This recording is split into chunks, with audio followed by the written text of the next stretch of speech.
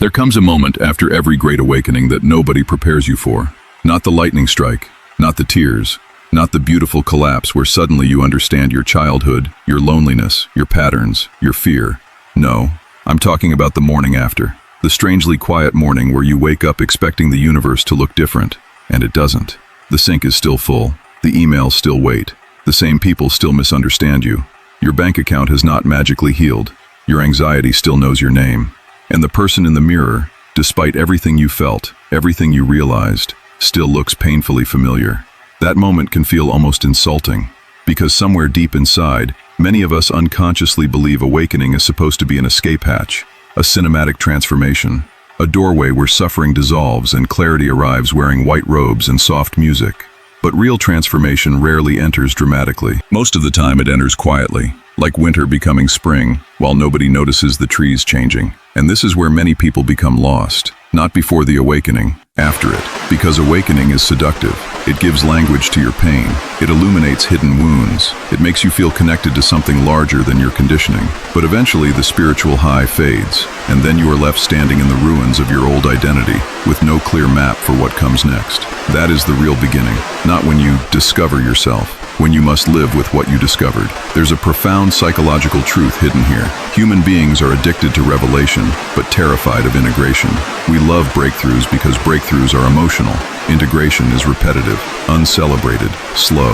A person can have one life-changing realization and still spend 10 years avoiding the consequences of it, because awareness is not transformation. Awareness is the invitation. Transformation is what happens when your nervous system finally believes what your mind already knows. And that takes time, sometimes an unbearable amount of time. You realize you deserve love, but still panic when someone gets close. You understand your childhood wounds, but still react defensively during conflict. You learn about presence, then spend 3 hours numbing yourself with distractions. And in those moments, a dangerous thought appears. Maybe none of this worked, but that thought misunderstands healing completely. Because healing is not the disappearance of darkness, it is the change in your relationship to it. Before awakening, your pain was your identity. After awakening, your pain becomes your teacher, and teachers are rarely comfortable. A forest fire destroys 1,000 trees, but it also opens pine cones that only release seeds under extreme heat. Some truths inside you can only open through burning. That's why growth often feels like grief. You are not only becoming someone new, you are mourning someone old. The old survival strategies, the old masks, the old ways of shrinking yourself to fit into rooms that could never hold your real spirit. People rarely talk about this part, the loneliness of becoming. Because once you begin seeing clearly, certain conversations exhaust you. Certain environments feel unbearable.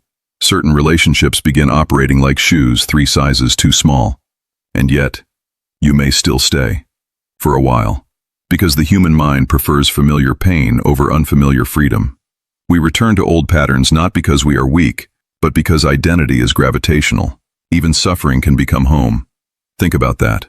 A person can outgrow their own suffering intellectually, and still emotionally crave it because it feels predictable. This is why awakening can feel disorienting. You are no longer asleep enough to remain unconscious, but not yet embodied enough to feel fully free. You exist between worlds. And psychologically, between worlds is one of the hardest places a human being can stand. The caterpillar dissolves completely before becoming a butterfly. Inside the cocoon, it does not look transformed. It looks destroyed. Maybe that is why so many people quit halfway through growth. They mistake dissolution for failure. But there are seasons where your life does not need to make sense externally.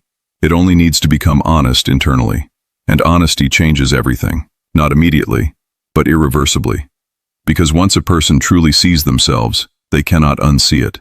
You begin noticing the subtle violence of self-betrayal, the way you laugh when you are hurting, the way you say it's fine when your soul is screaming, the way you abandon yourself to maintain belonging.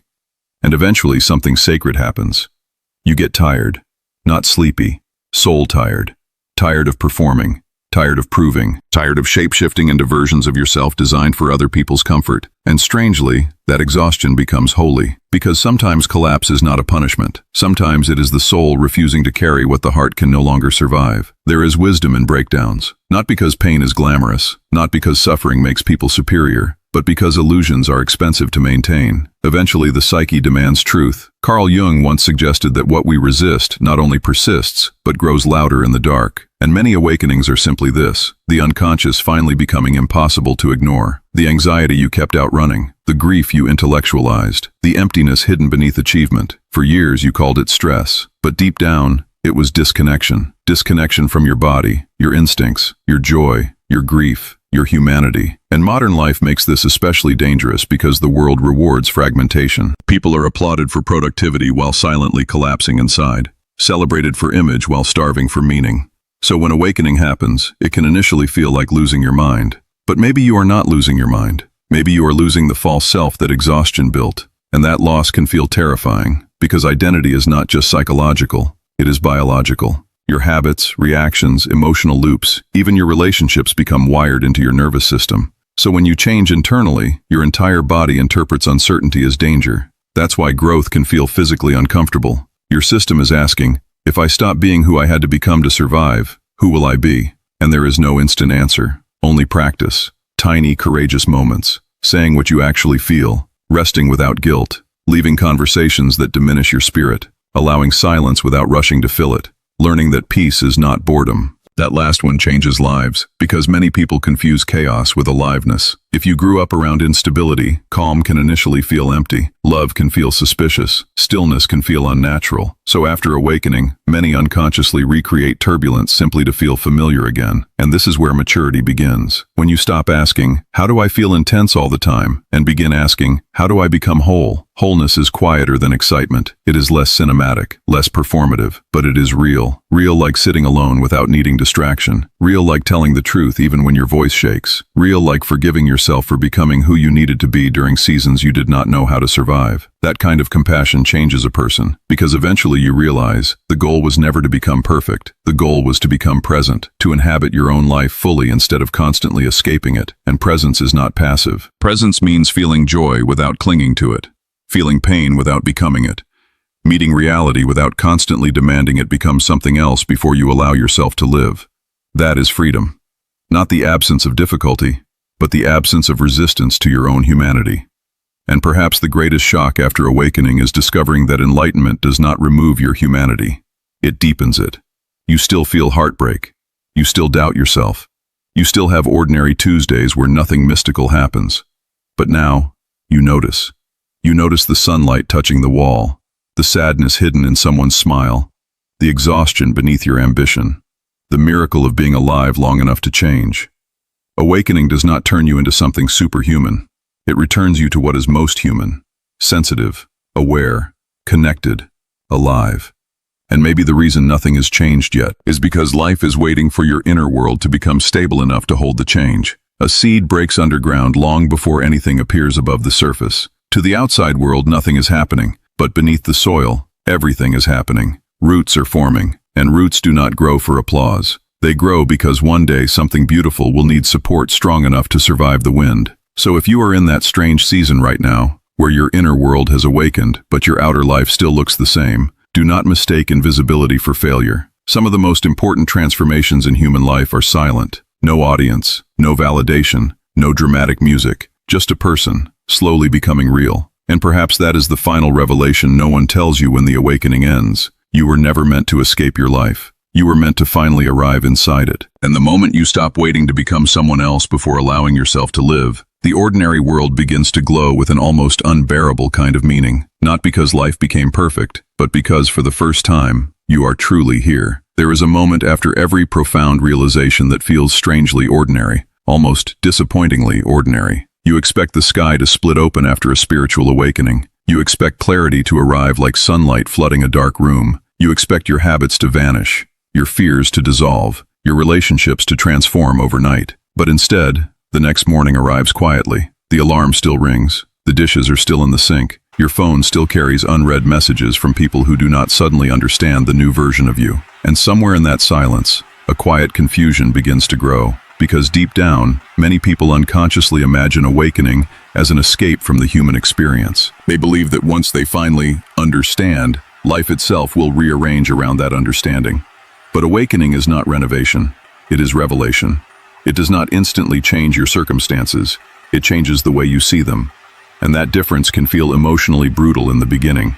There is something psychologically unsettling about realizing that insight alone does not free you. A person can experience a deeply transformative moment, an emotional breakthrough, a spiritual realization, a sudden awareness of lifelong patterns, and still wake up carrying the same nervous system, the same emotional triggers, the same conditioned fears. The mind may have expanded, but the body still remembers survival. That is why people often feel divided after awakening. One part of them sees clearly for the first time. Another part still reacts from old pain. This is where disappointment quietly enters the room, not because the awakening was false, but because reality did not become cinematic afterward. The world continues moving at its ordinary pace, while internally, everything feels rearranged. And that contrast can create a strange loneliness. You begin noticing conversations that drain you, habits that once comforted you now feel empty. Certain environments suddenly feel too loud, too artificial, too disconnected from something essential you can no longer ignore. Yet outwardly, nothing dramatic has happened. To everyone else, you are still the same person. And perhaps that is the hardest part, carrying an invisible transformation. Human beings crave visible proof of change. We want dramatic turning points. We want immediate evidence that our suffering meant something. But real transformation is often painfully subtle.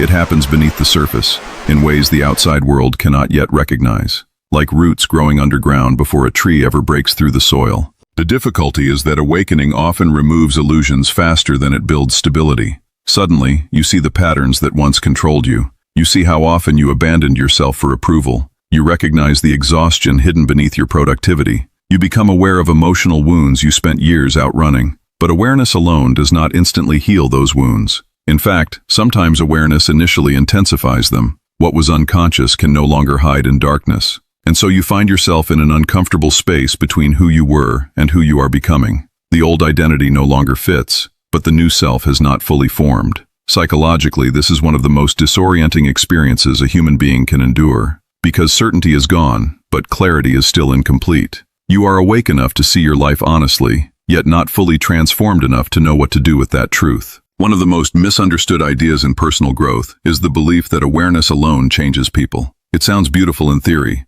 as if the moment you finally understand yourself, your life will naturally reorganize around that understanding. But human beings are far more complicated than that. The mind can arrive at truth long before the rest of the self is ready to live it. And that gap between knowing and becoming is where most inner conflict lives. A person may realize they deserve love and still feel anxious when someone gets too close. They may understand their childhood wounds in extraordinary detail and still react defensively during moments of conflict. They may speak eloquently about healing, mindfulness, presence, and emotional intelligence, while secretly repeating the same self-destructive patterns at night when nobody is watching. Not because they are fake, not because their awakening was meaningless, but because awareness is only the first crack in the wall. Transformation requires rebuilding what has existed behind it for years. The human nervous system does not change simply because the intellect has reached a conclusion. Survival patterns are deeply embodied. They are rehearsed, emotionally, physically, psychologically. A person who spent years associating love with unpredictability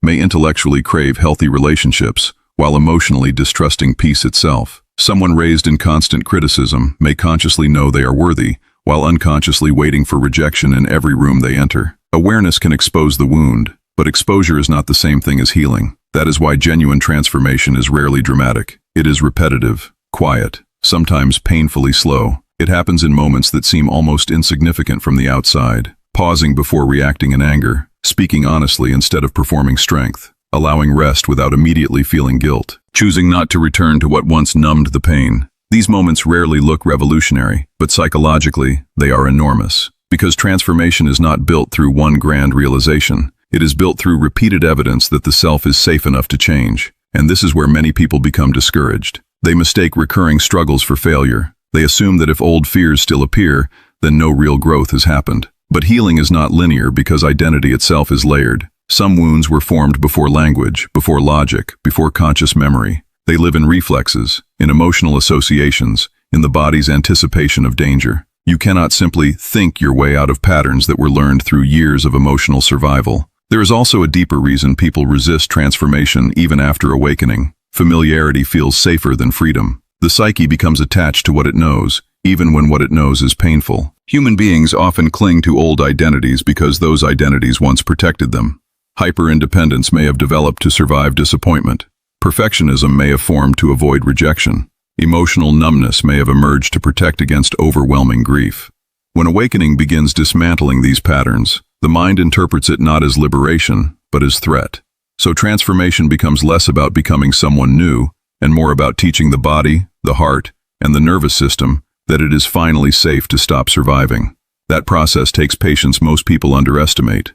It takes compassion. It takes the willingness to face yourself repeatedly, without turning away in shame every time old habits resurface.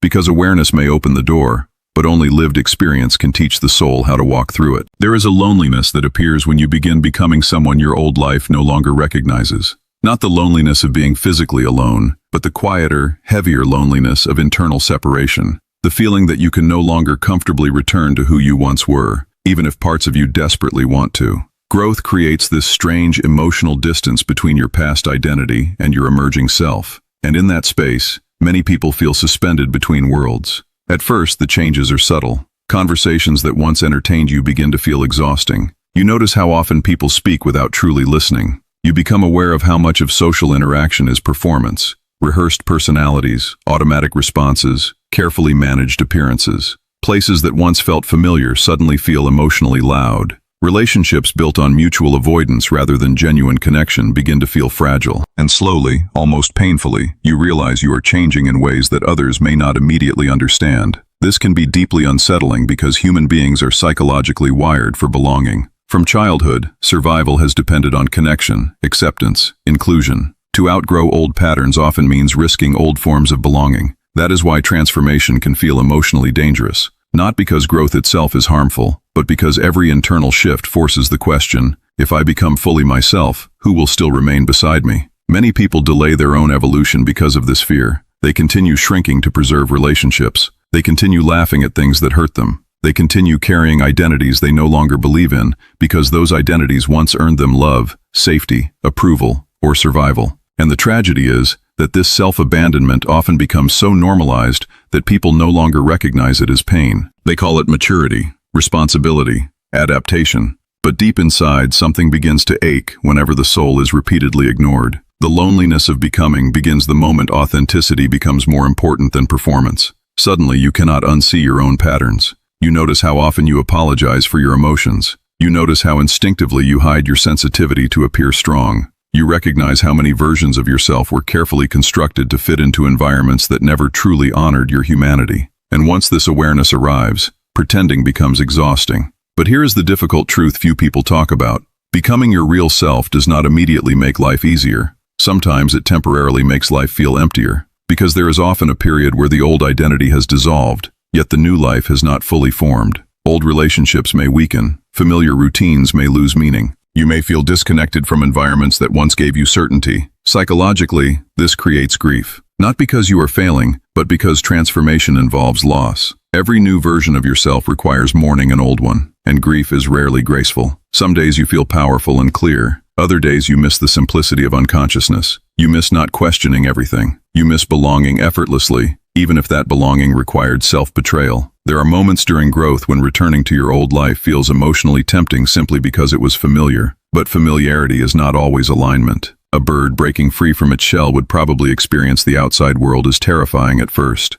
The shell once protected it, yet remaining inside it eventually becomes another form of death. Human beings experience growth similarly. The identities that once protected us can eventually suffocate us if we refuse to outgrow them. And so the loneliness of becoming is not evidence that something is wrong with you. It is often evidence that your soul can no longer survive living divided against itself. One of the most uncomfortable truths about human nature is that people do not always choose what is good for them. More often they choose what feels familiar. The mind is not naturally drawn toward freedom. It is drawn toward predictability. And predictability, even when painful, creates the illusion of safety. This is why so many people remain emotionally attached to the very patterns that hurt them. A person can complain for years about unhealthy relationships and still feel strangely uncomfortable when they encounter genuine love. Someone may dream about peace yet unconsciously create chaos in every quiet moment. Another may desperately want change while repeatedly returning to habits, environments, and identities that slowly drain their spirit. From the outside, this behavior looks irrational, but psychologically, it makes perfect sense. The nervous system confuses familiarity with survival. If someone grew up in criticism, they may later associate love with emotional instability. If they were raised around unpredictability, calmness can feel suspicious. If affection was inconsistent, they may unconsciously chase emotionally unavailable people because longing feels more recognizable than security. Human beings are shaped not only by what they desire, but by what their body has learned to expect. And expectations become emotional gravity. Even suffering can become a kind of home. That is the tragedy hidden inside many lives. People often return to old pain not because they enjoy suffering, but because suffering feels understandable. Familiar pain offers certainty. Unfamiliar freedom requires vulnerability. It asks a person to step beyond every emotional pattern that once protected them. And psychologically, that can feel terrifying. Because freedom is not simply gaining something new. Freedom is losing what once defined you.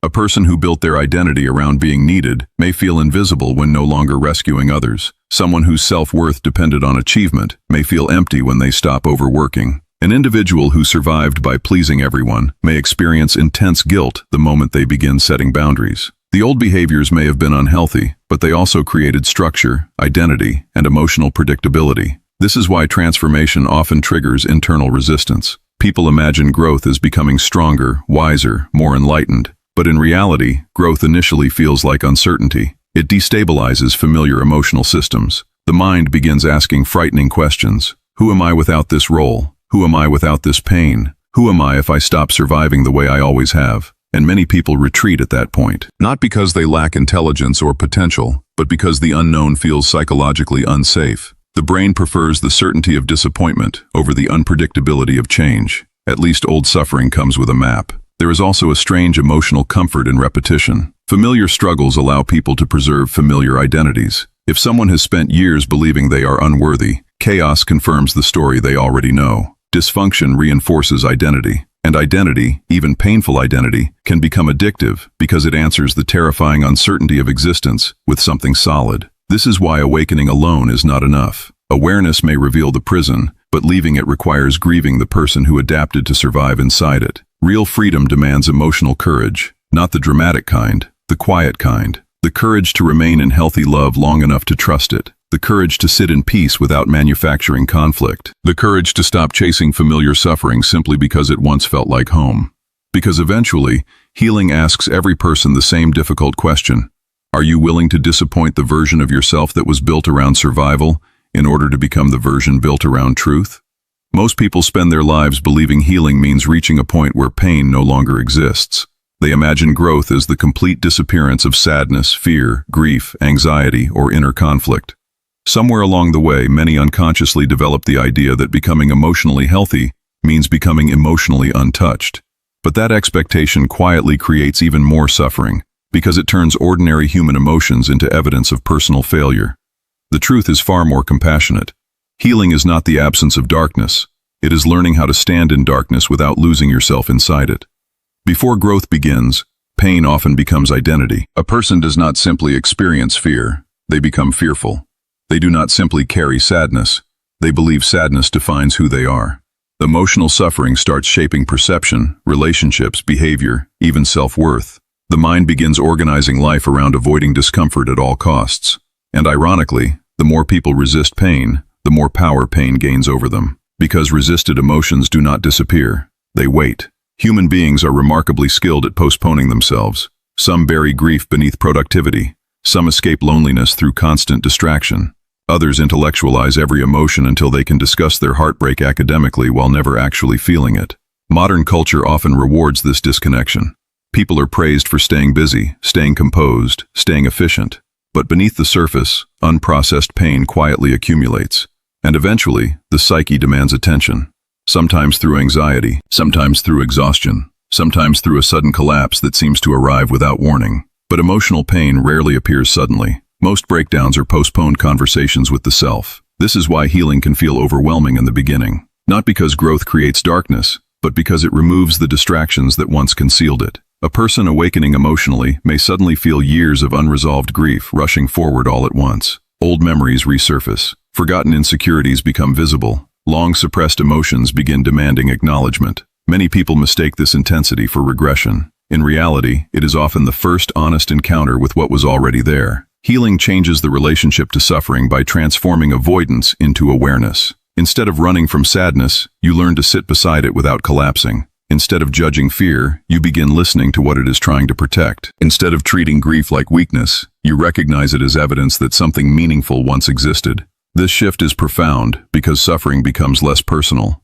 Pain is no longer interpreted as proof that life is broken or that you are defective. It becomes part of the human experience, temporary, informative, deeply human. There is wisdom hidden in this realization. Storms are frightening when you believe they should never exist. But when you understand weather as part of nature, you stop treating every dark cloud like the end of the world. Human emotions work similarly. Fear, loneliness, disappointment, uncertainty. These are not signs that healing failed. They are signs that you are alive. The difference is that healing gradually creates space between the emotion and the self experiencing it. You still feel anger, but anger no longer controls your entire identity. You still feel grief, but grief no longer convinces you life is meaningless. You still experience fear, but fear no longer decides every choice you make. That space changes everything. Because freedom is not emotional numbness. Freedom is emotional resilience. It is the ability to remain present with your humanity instead of constantly trying to escape it. And perhaps the deepest form of healing occurs the moment a person stops asking, "How do I stop feeling pain?" and begins asking, "How do I meet my pain with understanding instead of fear?" For much of human life, people are taught, directly or indirectly, that fulfillment exists somewhere outside the present moment, in the next achievement, the next relationship, the next version of themselves. From an early age, many begin building an identity around becoming rather than being. They learn to postpone peace until they are more successful, more attractive, more healed, more admired, more certain. And without realizing it, they spend years emotionally absent from their own lives. This absence is subtle. A person can appear highly functional while internally disconnected from themselves. They move through routines automatically. They perform responsibilities. They answer messages, meet deadlines, smile in conversations. Yet beneath the surface, there is a quiet sense of distance from everything, as though life is happening around them rather than through them. Many people call this emptiness, boredom, or stress, but often it is something deeper, the pain of never fully arriving inside one's own existence. That is why so many awakenings initially feel shocking, not because they introduce something entirely new, but because they interrupt the trance of distraction. Suddenly a person notices how often they have been escaping themselves, escaping through work, entertainment, relationships, noise, ambition, endless self-improvement, constant stimulation. Modern life offers countless ways to remain externally occupied while internally absent. And the strange part is that many of these escapes look socially acceptable. People praise exhaustion as dedication. They celebrate overworking as ambition. They admire emotional detachment as strength. But eventually, the soul grows tired of being treated like a machine built only for productivity and performance. Something inside begins asking a quieter, more unsettling question. What if life is not something to conquer, but something to inhabit? That question changes people, because once you stop viewing life as a problem to solve, you begin noticing how much beauty was hidden inside ordinary moments all along. The warmth of sunlight entering a quiet room, the sound of someone laughing sincerely, the feeling of breathing deeply after carrying tension for years. Presence reveals things achievement can never provide, and presence is far more difficult than people realize. To truly arrive inside your life means facing reality without constantly trying to outrun it. It means allowing yourself to feel joy without immediately fearing its disappearance. It means sitting with loneliness without numbing it instantly. It means experiencing uncertainty without demanding immediate control. Presence asks a person to stop resisting their humanity long enough to actually live it. Many people spend their entire lives preparing to live instead of living. They wait for the perfect circumstances, the perfect healing, the perfect confidence, the perfect identity. But life keeps unfolding while they wait. And perhaps one of the deepest tragedies of human existence is how often people abandon the present moment in pursuit of some imagined future self who will finally feel worthy of peace. Yet that future self never fully arrives, because the mind simply creates another condition, another goal, another reason to postpone wholeness. Real transformation begins the moment a person understands that life was never withholding itself from them. They were withholding themselves from life. Not intentionally, but protectively. Fear taught them to stay guarded. Pain taught them to disconnect. Disappointment taught them to expect absence even in beautiful moments. But healing slowly softens that armor. And as it softens, the ordinary world begins to feel different. Not because circumstances become perfect, but because attention becomes deeper. A simple moment starts carrying meaning again.